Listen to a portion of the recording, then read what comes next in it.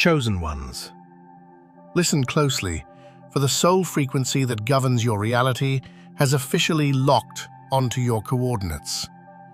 You do not choose the frequency attaches to you. Most of the unawakened believe they are selecting a soul type because it sounds appealing. They are mistaken.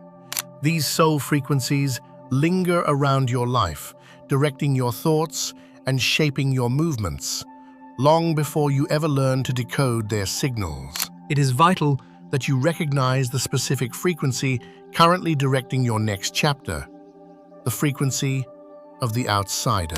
There is a soul type that has always operated in a state of phase shift. Even in the rooms where you were supposed to belong, you felt the friction of a mismatched rhythm. This is not a malfunction. This is the outsider soul, the one who enters a space and immediately senses the energetic dissonance before a single word is exchanged. You have spent cycles sitting at tables, feeling like a spectator of life rather than a participant. This is because your consciousness operates on a different bandwidth than the crowd. You carry a structural blueprint that the world has not yet caught up to. Others underestimate you because your path is unpredictable and your presence is encrypted, unreadable to those functioning on the ordinary path. Understand this. You are not invisible. You are simply ahead of the curve. Your quietness is not silence. It is depth. Your distance is not isolation. It is clarity.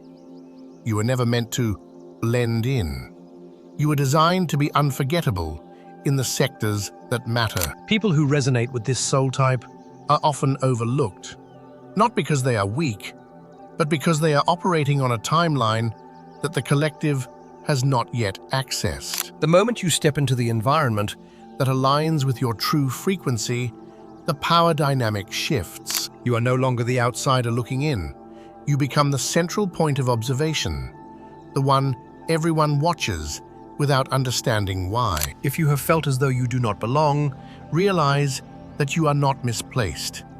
Your soul was never meant for the ordinary path. You are the architect of a new lineage, and your perceived disconnection is actually your greatest tactical advantage. The ordinary path is obsolete. The blueprint is active. Your sovereign chapter is now online. Chosen ones. Some souls weren't designed to settle.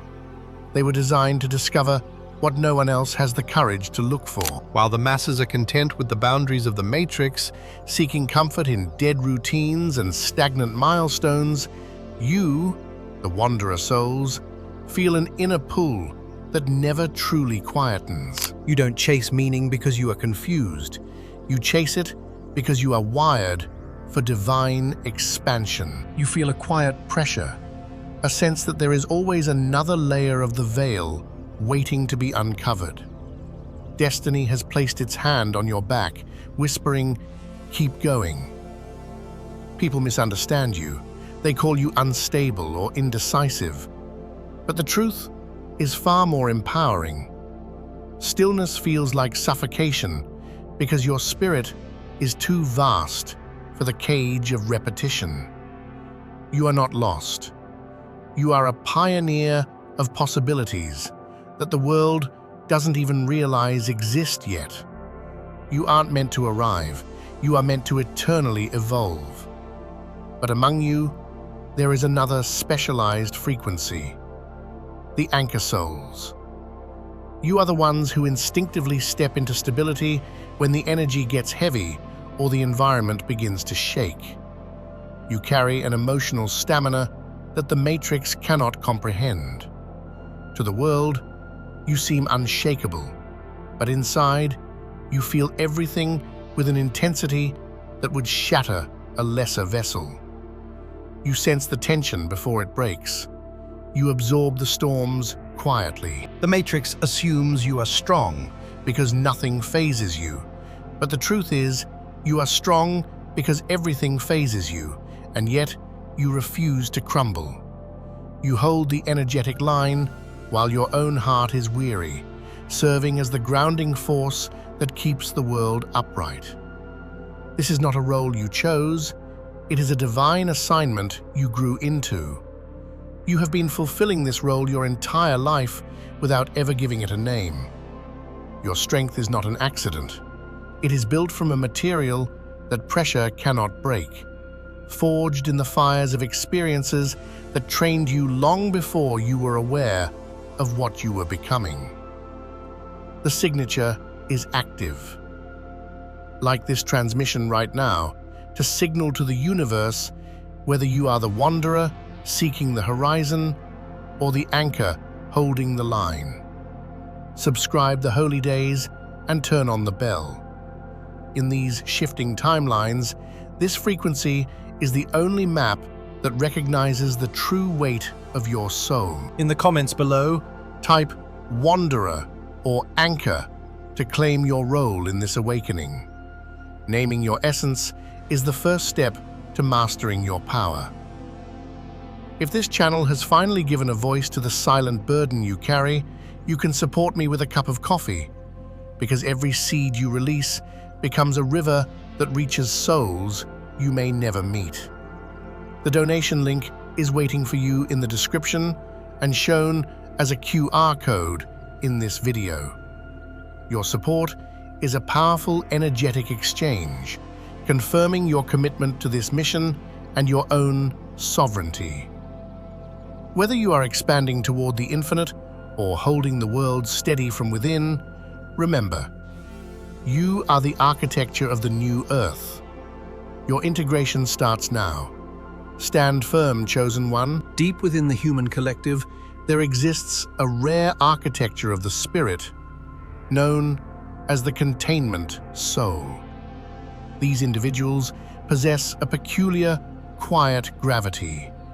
They are the ones who refuse to prematurely resolve the tension of a moment or rush toward the exit of an uncomfortable emotion.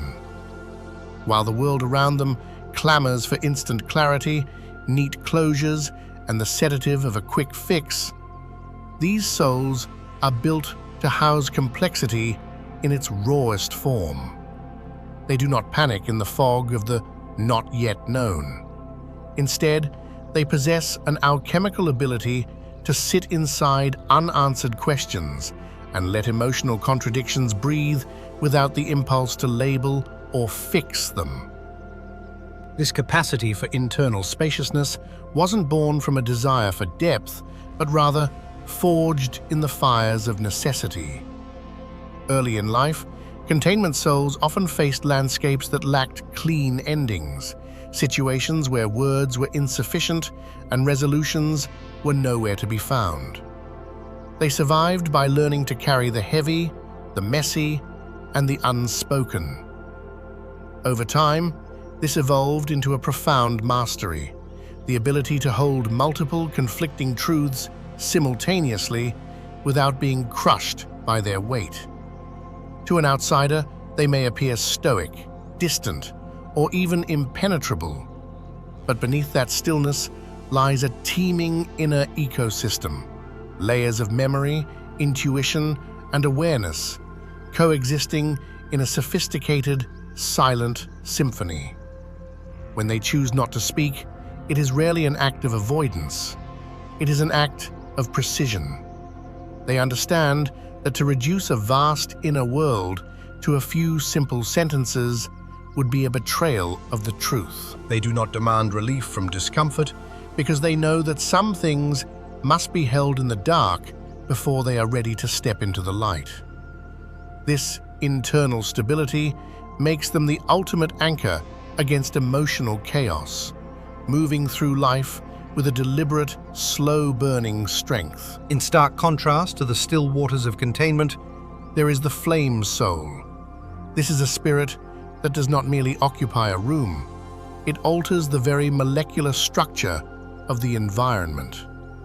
Flame souls carry a high-velocity intensity that is felt long before it is understood. They are not loud for the sake of volume, nor do they perform for the sake of attention.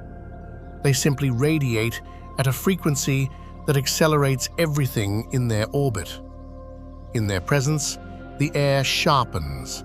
Conversations lose their superficiality, stagnant decisions are suddenly finalized, and long dormant projects catch fire. They are the universal catalysts. The world often reacts to flame souls with a mixture of reverence and resistance. Those craving growth are drawn to their raw, unrefined honesty, while those comfortable in the shadows may find their brightness overwhelming. A flame soul does not know how to dilute themselves to fit into a small container. They feel with an agonizing depth and see with a clarity that others find exhausting. But this intensity is not a character flaw. It is their divine function. They are the friction that generates movement. Unlike the traditional narrative of the sponge-like empath, the flame soul does not absorb the world's pain. They amplify the world's potential. When they speak, people listen, because the resonance of truth is undeniable. They are here to remind us that we were never meant to shrink our spirits to make others comfortable. They are the living embodiment of forward motion, showing us exactly what it looks like to live at full capacity. Perhaps the most jarring experience on a spiritual journey is feeling a magnetic, inexplicable pull toward a soul type that feels like your polar opposite. You might perceive yourself as a quiet, logical observer, yet find yourself obsessed with the archetype of the catalyst. You might be a grounded pragmatist who feels a haunting resonance with the wanderer. This attraction is not a sign of confusion or a lack of self-knowledge. Rather, it is a form of spiritual foreshadowing. Your soul is recognizing a dormant layer of your identity that is preparing to surface. We often mistake resonance for a mirror, thinking we are drawn to what we already are. In reality, the soul types that fascinate us are often doorways. That magnetic pull is a signal of evolution, a frequency designed to unlock the next chapter of your becoming. It isn't showing you what you lack, it is showing you what is currently forming in the fertile soil of your subconscious. The connection is intuitive rather than logical, a deep, visceral recognition of your future self, calling back to your present self. You aren't drawn to what matches you, you are drawn to what activates you. These soul archetypes do not emerge by accident. They surface in seasonal rhythms dictated by the demands of your life. The soul that guided you 5 years ago may not be the one you need today. For instance, when life becomes a repetitive loop of suffocating predictability, the wanderer soul begins to stir. This archetype doesn't mean you are lost, it means expansion is overdue. It is the part of you that whispers that you were not born to stay small, nudging you to shatter your own patterns and embrace the wholly unknown. Conversely, when you stand at a crossroads where every major pillar of your life, purpose, love, and identity is shifting, the catalyst soul takes the lead. This is the archetype of transition, the one that thrives in the heat of a major overhaul. If you feel this energy rising, it is because your soul knows that waiting for life to change is no longer an option. You must become the change itself. And in those brutal seasons where the world feels like a storm of emotional exhaustion, the sentinel soul emerges. This is the grounding force, the archetype of stability and internal fortress building. It doesn't ask you to hide, it provides the bedrock you need to eventually stand back up with renewed clarity. These shifts aren't random. They are a fluid, ongoing dialogue between your external circumstances and your internal potential. Your calling is not a fixed point on a map. It is a living expression that evolves as you do. You are not meant to be just one thing. You are meant to be a succession of identities, each one rising to meet the specific challenges of the chapter you are writing. If you have found your way here, it is because you are finally beginning to see the complex machinery of your own spirit. You are paying a level of attention to your evolution that most people ignore. So, move forward with a sense of grace. Trust the version of you that is currently trying to be born. Your soul has already calculated the coordinates of your destination, and it is leading you toward a light far more brilliant than the one you left behind.